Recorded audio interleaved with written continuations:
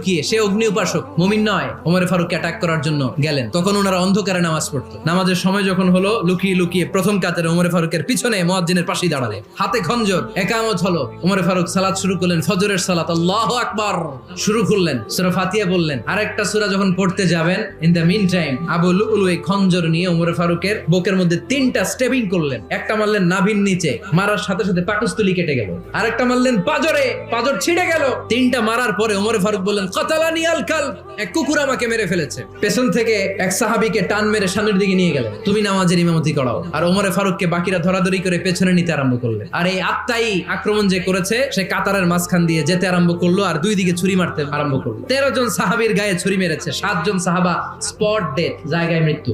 এই ভয়ঙ্কর অবস্থা দেখে এক সাহাবী বুরনুস, এক ধরনের জুব্বা আছে মাথাওয়ালা, অনেকে জ্যাকেট পরছেন না এরকম মাথাওয়ালা, লম্বা জুব্বা আছে, আরবরা শীতে পরে মাথাওয়ালা, এই মাথাওয়ালা জুব্বা বের করে এক সাহাবী জালের